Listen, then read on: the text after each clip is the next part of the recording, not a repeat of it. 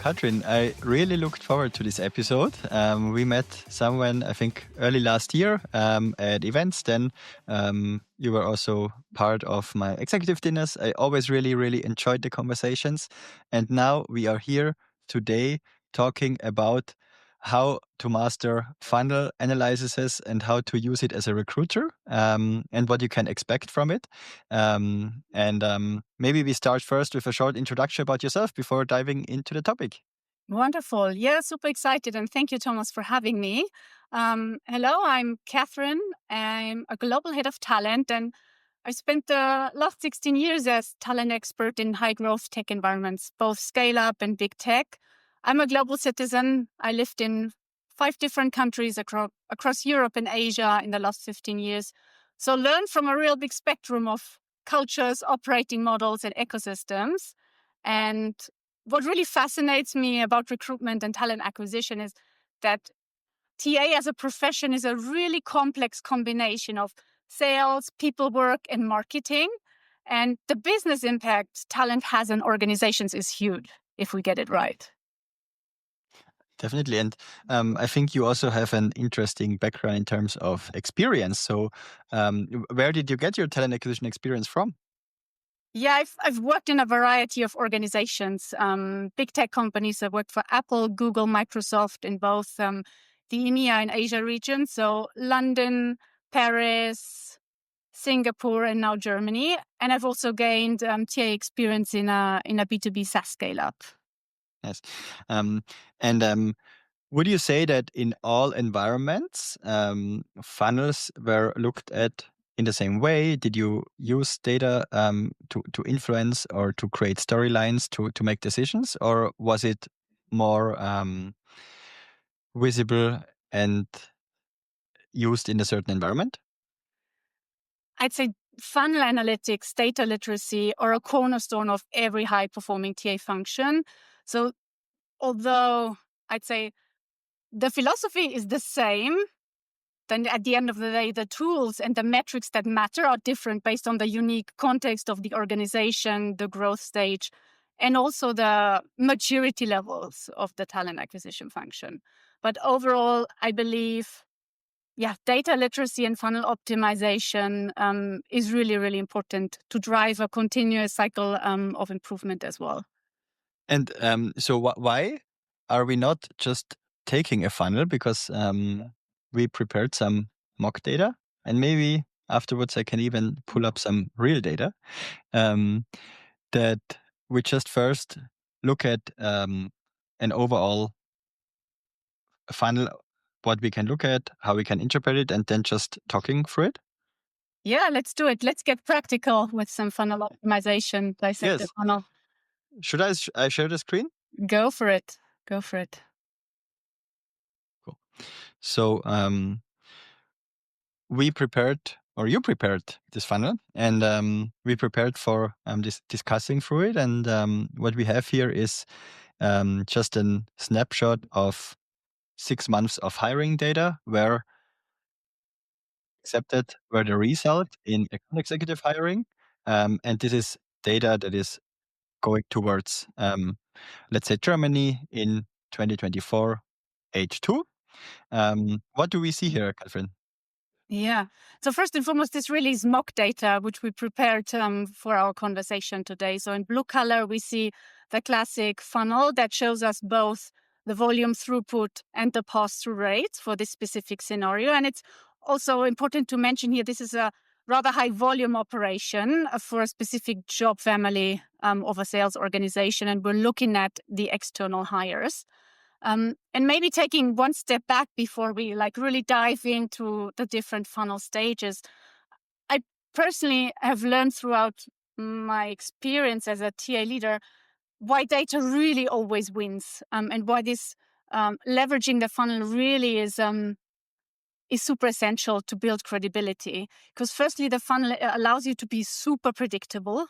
Like you can leverage the insights from a real-time funnel, a historic funnel, to inform a hiring strategy, to inform your capacity plan for a future project. But also the funnel allows you to be super proactive. So you can put a plan in place, be transparent ahead of kicking off a new project. So you can address challenges and mitigate risks as well with the right data points. And what data in real life would you use? Would you always use the past data of half a year or a quarter, or what's currently in the pipeline, or just look at benchmarks? How do you come up with this data? Because I think that's also important, right? What's the data source for coming up with a prediction like this? Yeah. I think the first important step here is to understand what is the problem you're actually solving, and then really pick the data points and the success metrics that matter to solving it. And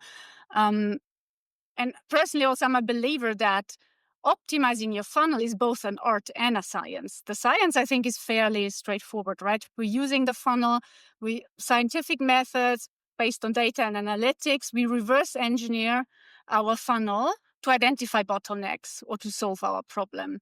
But I think the most important bit here is as well how you drive the change. Like, that is really the art. There's an element of influencing and storytelling, an element of really using those metrics to answer burning business question.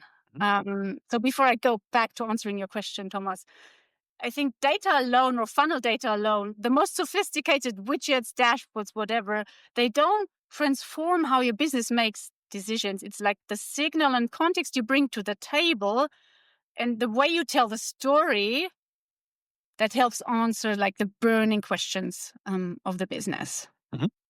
And when we take an example here, for instance, we made 25 hires in half a year with this data. Let's say next year we need to do 50 in half a year. And you have a bit limitations in resourcing. So company says you don't get more budget, but you need to deliver more. I think that's a realistic scenario what companies face. What would you do in that situation? Yeah. I think that's a classic problem, right? You have a 2x scenario, 50 hires in 2025, and simply doubling the team of the TA team or simply doubling the volume is just not an option. So that's why I think the funnel really helps with a couple of steps. I'd say the first step is the funnel gives you an understanding of your reality baseline and your efficiency. And maybe let's talk about this specific scenario. You just start looking at the throughput. So you look at last year, 5,100 candidates at the start, got us 25 hires in the end. So that means there were around 200 applications created for one single hire. And that's where you then like double click into funnel efficiency as well, where you look at the level of input compared to the desired output. Like, what was really the level of efficiency? To what degree have you used the business and the TA resources? So an important health indicator I would look at here is the ratio between business interviews to hire. So here, if you do the maths, there were around 23 business interviews needed, on-site interviews across stage 1, 2, and 3 to achieve one hire. And that's an incredibly high ratio of business interviews to one hire. And it does suggest some inefficiencies. So also just think of the huge operational cost for one hire. So 23 times, let's say you have a 1 hour interview, 23 times 60 minutes. So that's 23 hours, like almost half a week of business time interviewing times the average salary. So that's a huge indicator as well. And Kathrin, what you just did, I think, is also important to just also visualize it, right? In the meantime, I just divided everything by the number of hires. So just dividing the overall input, and the output is 25 hires, divided by 25 so that we know, okay, what is actually needed in an average for one hire to get this done, right? And what I always love to do is look at one hire because I think it's way more granular, and you can also just be way more, I would say,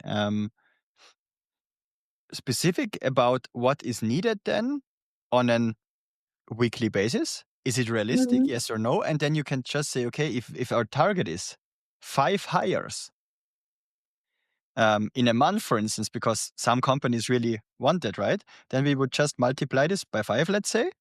And then we see, okay, in 1 month, we need 130 recruiter screens. If you divide this by 4 again, then you have 32 TA screens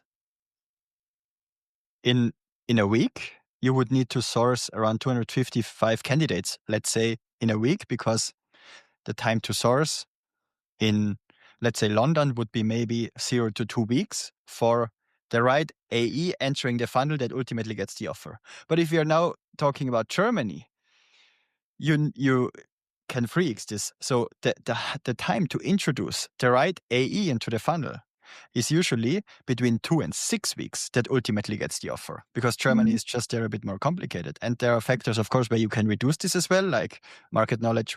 You have a regional recruiter working on a regional sales role, or you have a certain existing network of people already you can reach out to. But if you're really starting new from scratch, and even if you have optimized, it takes way longer than also in the UK, for instance, because also German talent is a bit more hesitant for change currently as well. Yeah. That's where the magic of backwards modeling really comes in. When you answer the question, when do you need to start hiring activity based on local notice periods, complexity of a role, your historic time to start? And as you've just done, you clearly know how many interviews per week are needed to get to a certain outcome. Yeah. Yes. When we just look at this, right, would you say that this is realistic to make, to deliver on these weekly activities, for instance, where I would look at 32 recruiter screens and sourcing 250 candidates, not possible for one full-time FTE, in my opinion, because I think then you can really focus on your job. I would even say you need 1 to 2 resources. Let's say one full-time recruiter that is doing around 20 to 25 interviews, also managing stakeholders, also managing the candidates, prepping them, following up. If you have a coordinator, great, then maybe a lot of things can be taken off your plate. So you can maybe do a bit more interviews or source more, or focus more on the stakeholders, because that's another piece, right? How can you make sure that then the interviews are done going through a calibrated interview process where hiring managers really know this is good, this is not good, and they are reliable in terms of judgments, right? Because this is also a big problem later on. So here I would say this is not possible with one person. You need maybe 2, one sourcer, one recruiter, or one recruiter and 0.5 FTE sourcers. How would you see that? And what else do you see? Yeah, I think the factors I'd look at are really like complexity of the role, whether you operate a 360 model or you have sources as well. But simply looking at the average time a TA specialist spends every week, delivering on 32 weekly screens is a really, really lofty target. So I would probably base that lower, between 20 to 25 TA screens a week. And then you're really productive, right? If you're reaching the 20 to 25 already. Yeah, exactly. But that's where really the optimization comes in, and the value to like portraying for stakeholders, and also like looking at your own forecasting and capacity planning, using like the funnel data that is at our fingertips to build a really a realistic scenario, and then being very granular about what does it really take to achieve a certain outcome, and then also positioning specific asks to C-suite. I think one particular advantage data-driven TA and a funnel allows you is to elevate your business partnership with C-suite senior stakeholders, because you speak their language, right? You bring value and cost to the table into the conversations you need to have, having conversations with transparency as well as clarity, and a simple visualization on how you achieve business goals with the funnel data. And then you position the value you bring as a TA organization by showcasing the optimization you do, the money you save for the business, so you can model current versus future state, bring the operational cost, the effort required, so the capacity, the volume per stage, the number of interview hours over time, to then articulate what is feasible given your operational setup, the budget, have the constraints, and you can be really brief and concise, visualize gaps, and then also really ask for change, like advocate for the TA resources you need, advocate for the business engagement you need as well to get to a certain place. So I think that is like a key indicator of, I'd say, a persuasive, strong and data-driven TA expert. Like you really think, decide, and act like a CEO based on value and cost, by explaining the commercial impact of a proposed solution, the 100%. operational cost, but also the improved quality, candidate relevance, and potential quality of hire. So it's a combination of both. Yes. So another thing, I think, what is just the next step, what you also mentioned and what we see here, let's say that the first two steps are usually expected by the TA team function. Then it's usually the hiring managers or some sales leader or sellers who maybe perform first screens or first interviews or role plays, and then maybe a final call with the VP sales, the CRO, or even the founder in maybe smaller organizations. How do you make sure as a recruiter that the hiring manager, let's say, who also maybe works on other roles or needs to manage a team of, we hire 25 people, then maybe for a certain region, they have already a team of 10, 15, 25, 40, 50 people. They also have a day job and need to then do 14 interviews in a week. How do you make sure as a recruiter that this is also happening in a certain time? Because first you set the targets of within seven days after the recruiter screen, the hiring manager interview or the interview one needs to be done. I think that's also a tricky piece, right? Because the organization screams, now we need to double our hiring, but we don't get more resources. Yeah. Also, the sales leaders need to double the amount, or maybe not even double, but maybe if you are efficient, plus 50%, plus 30%. How do you achieve that? Yeah. I think we're both on the same page here, right? Simply double the volume at every stage, doubling the TA resources and doubling the business time spent interviewing at every stage to go from 25 hires historically to 50 hires in 2025 is not an option. If you have to optimize for resources and cost, which everyone has to nowadays, that's not an option. So the first thing is really to think about what are the areas for improvement with the biggest impact on, firstly, quality, the biggest impact then on efficiency and better pass-through rates, and then identifying those options to deliver on the volume. So which measures and options give you outsized impact, like doubling down on those first, and then, tackling the volume bit. So there's a few things you could do, right? So introducing a lightweight but robust process. So minimize candidate waiting time in stage, reducing unnecessary handoffs.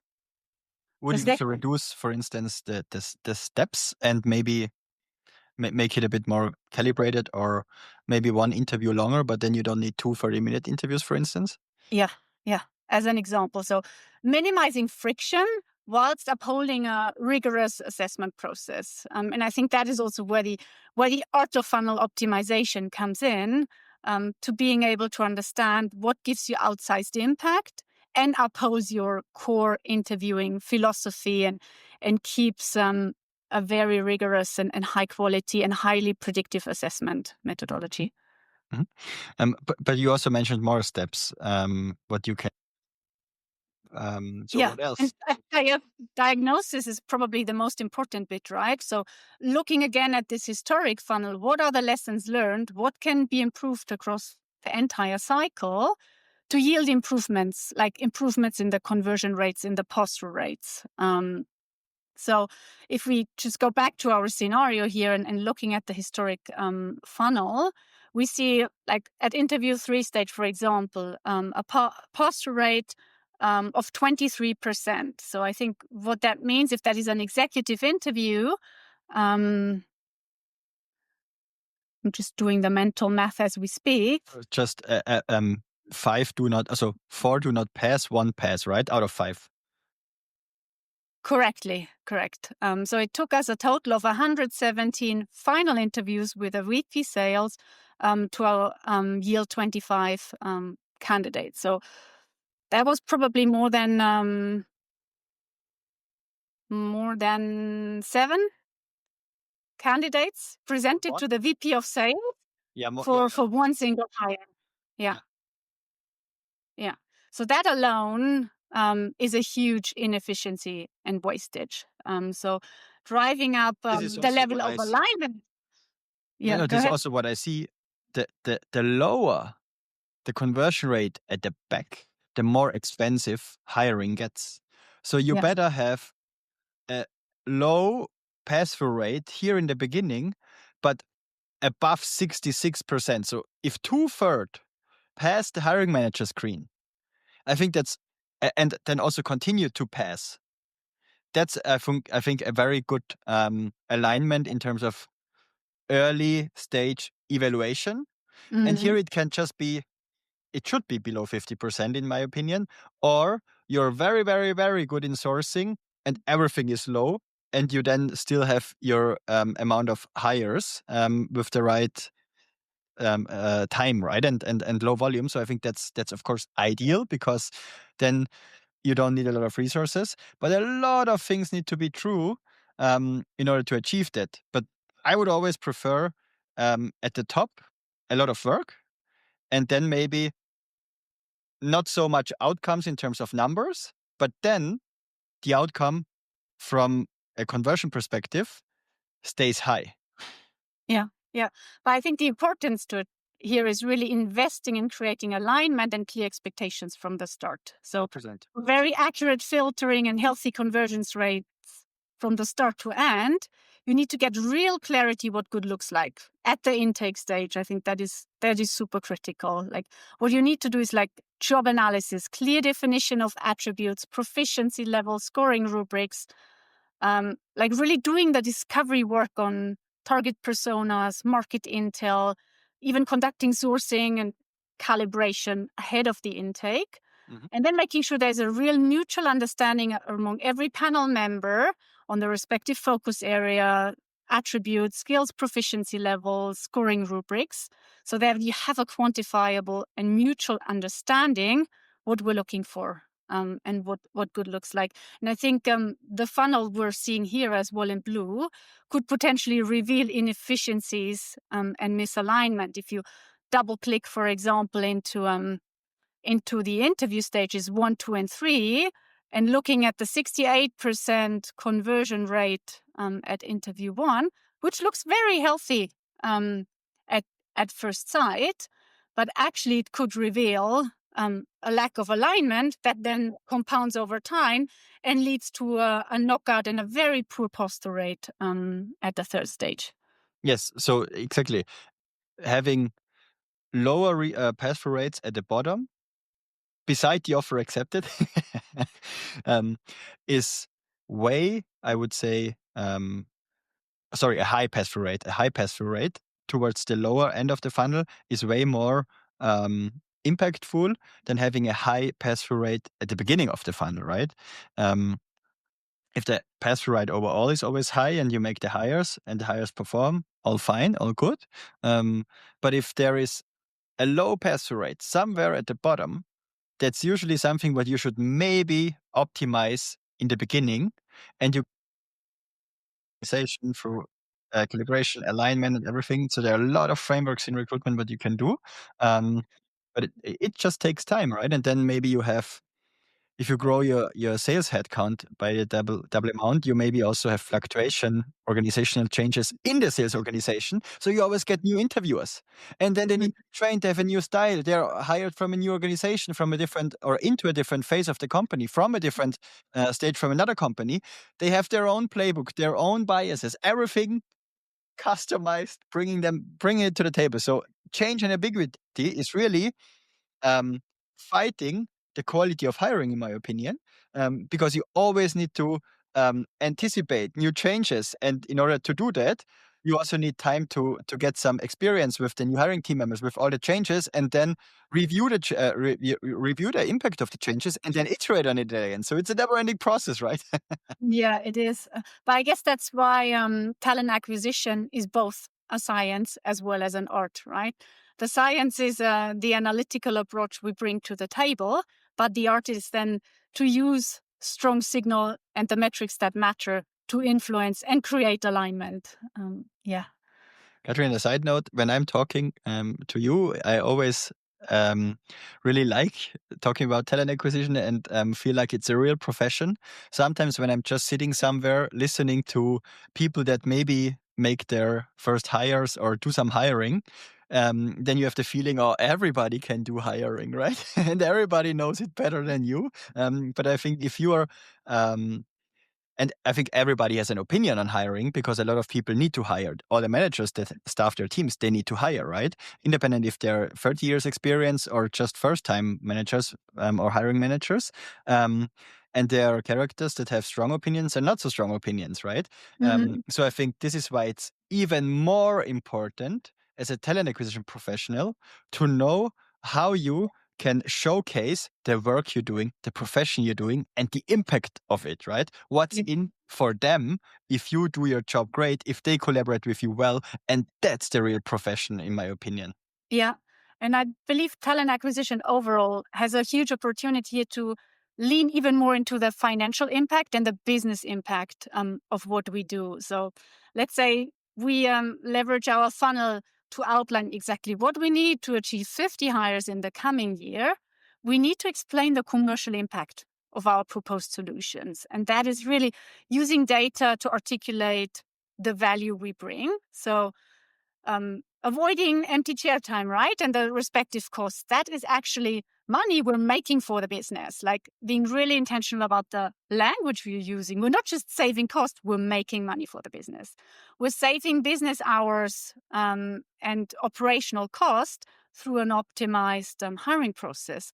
And obviously the focus on quality of hire and more relevant talent in the funnel, delivering the right people at the right time, and then also retention and quality metrics playing a bigger role. I think that entire package is something TA can do even more of to become more relevant and to hone the value we bring.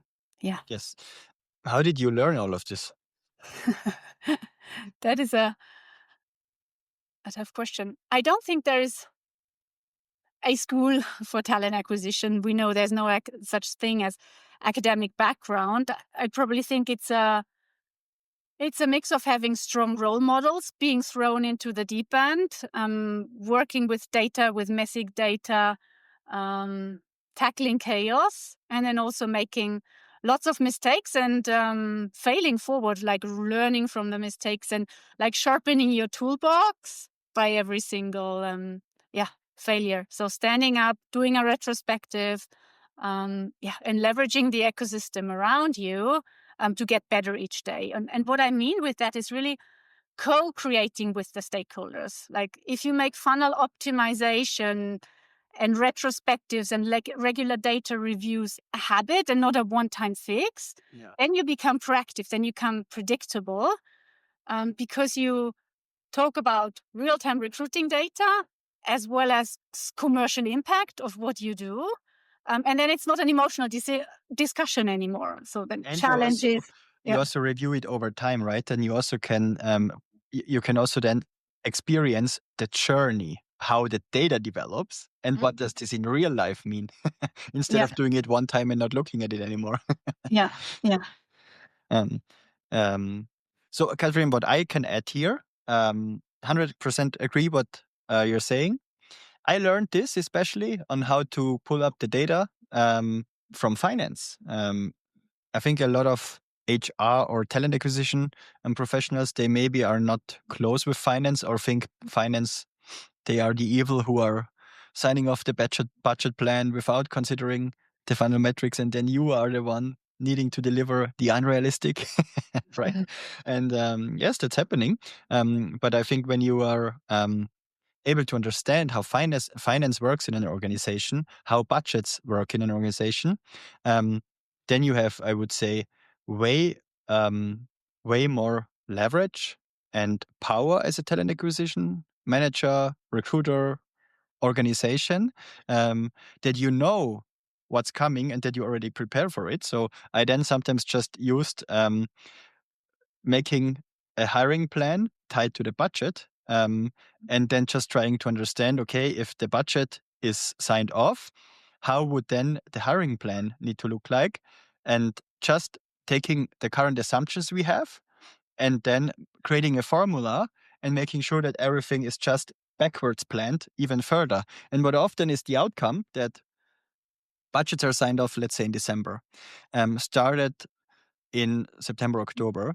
And then once talent acquisition gets the real plan, it's maybe already just January, right? The leaders maybe know already November, December, but until everything is really signed off and approved and kicked off, it's maybe January. And when you then do your backwards planning exercise, you find out, oh, we should have started in July. Yeah. But then you cannot go back to July anymore. So what you're just saying, doing it regularly, doing it in a data-driven way together with the business, together with the managers, whoever it is, and then just always being conscious about where are we actually standing? What does this even mean for the business? What are realistic timelines? What are realistic resources needed to deliver certain outcomes? If you can close this gap, you are usually not the one being on the receiving end when unrealistic plans need to be delivered, because then at least everybody knows what is actually realistic, and then you independent maybe need to do it anyway and make it work somehow, but then it's not this emotional pressure on the function or on yourself. I think that's really important. Yeah, I really agree. I think understanding the financial model and the commercial landscape of the business you're supporting isn't nice to have anymore. And that's where really data-driven and high business impact TA teams always outperform their peers every single day, because you're in control, you measure proactively, you measure regularly, and you tie TA resource requirements, business resource requirements, and capacity to the financial model over time. So you build a muscle, not just of continuous improvement, but you tie the TA data and the commercial data together. And that really builds credibility and predictability as well. Thanks, Kathrin. So I think that's a very nice closing. Thank you so much for the data, for the great preparation and collaboration. I really liked the episode, and everybody who wants to reach out can reach you on LinkedIn, I guess. Yeah, hook up on LinkedIn. I'm looking forward to the conversations. Cool. Thanks. See you. Bye.